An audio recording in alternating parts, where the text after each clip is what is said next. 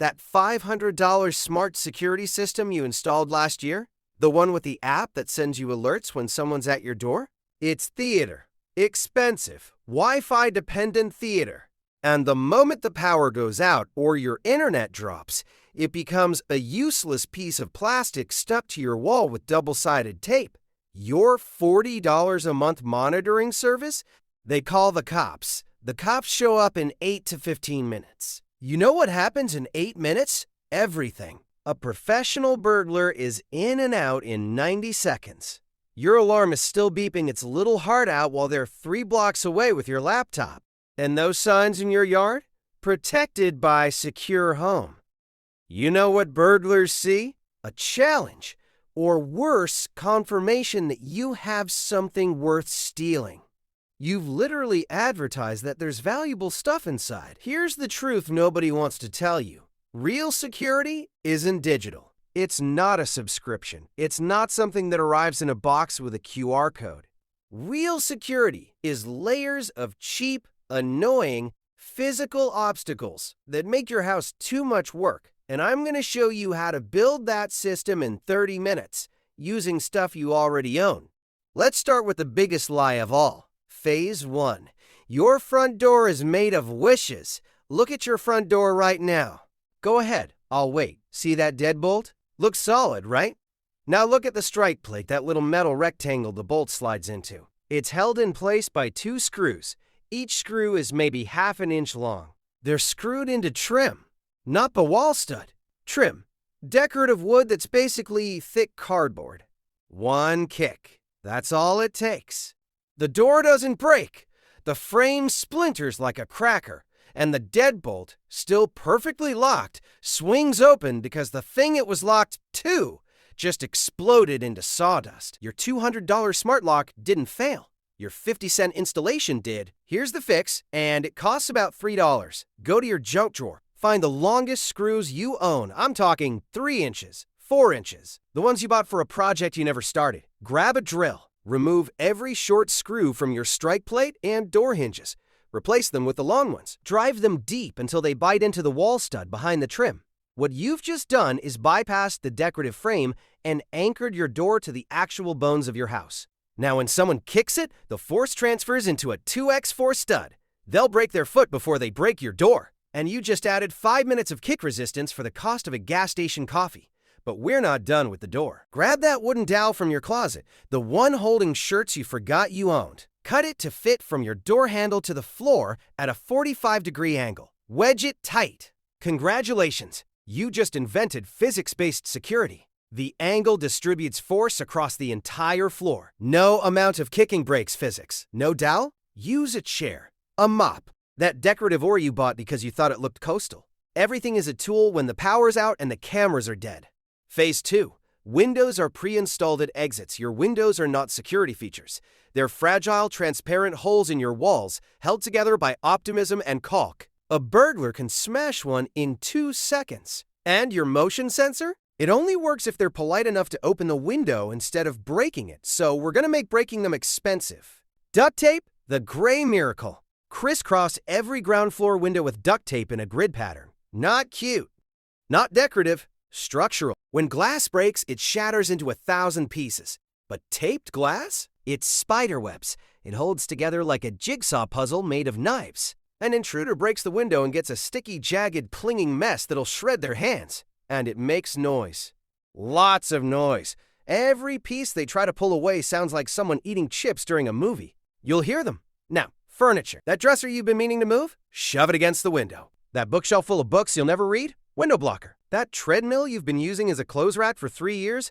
Congratulations, it's now a 200-pound obstacle. Even if they get through the glass, they have to move furniture. That takes time, effort, and noise. The 3 things criminals hate most. And close your curtains. Not because you're paranoid, because they can't see if you're home, where you are, or if you're holding something unfriendly. Uncertainty is a weapon. Let them guess. Phase 3. Your smart garage is dumb. Here's a fun fact that'll ruin your day. Your garage door can be opened in 6 seconds with a wire coat hanger. See that emergency release handle inside? The one with the red cord? An intruder slides a hanger through the gap at the top of the door, hooks it, pulls, click. The door unlocks. And now they're inside your garage, which connects to your house, which means they're basically already in your kitchen. Your smart garage door opener with the app? Useless, because they didn't hack it. They just pulled a string. The fix? Zip ties. Tie that release handle so it can't be pulled easily. Use 3 or 4. You can still yank it free in a real emergency, but a coat hanger won't have the leverage. Problem solved for 50 cents. Next, unplug the opener. No power, no automatic open. They'd have to manually lift a 150-pound door. That's loud, slow, and visible. Everything you want. And if you can, park a car inside. Even if they get the door up, there's a 2-ton steel barrier in the way.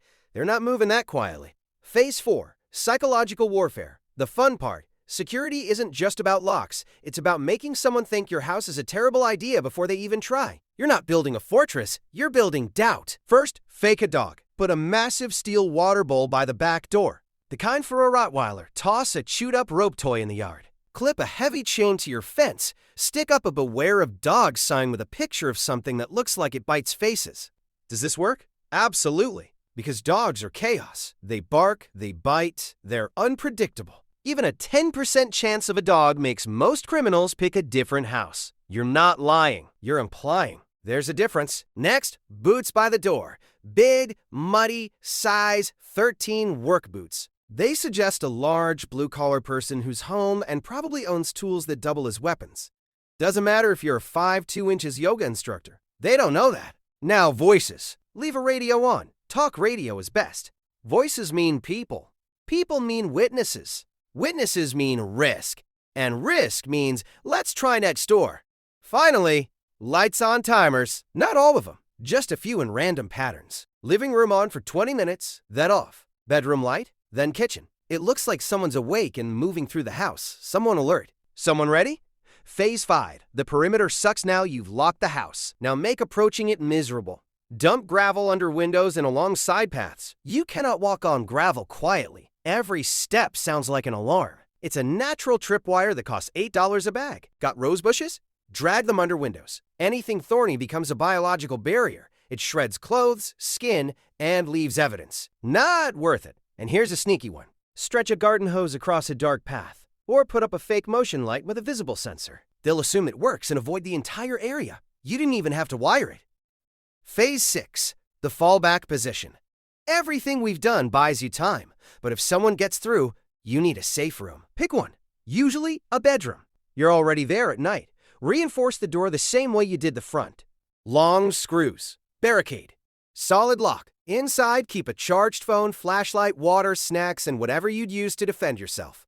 You might be in there a while. Train your family with a code word. Something random you'd never say by accident. Pineapple. Thunderstorm. When they hear it, everyone moves to the safe room. No questions. No heroics. Just go. Why this actually works. You're not trying to build a bunker. You're just trying to be slightly harder than the house next door. Criminals run a risk-reward calculation. Every obstacle you add tips the scale. Every second they spend trying to get in is another second they might get caught. The 3-minute rule is real. If it takes longer than 3 minutes, they leave. Your reinforced door? 3 minutes of kicking. Your taped windows? Loud and slow. Your fake dog? Instant doubt. Your gravel path? Constant noise anxiety. Stack enough small obstacles, and the math stops working in their favor. Your smart security system isn't useless, but it's not enough. Because when the Wi-Fi dies, the power cuts, or the subscription lapses, all you're left with is what's physically in the way. And right now, after 30 minutes of work, that's a lot. Welcome to your new fortress. It doesn't have an app, but it works when everything else doesn't.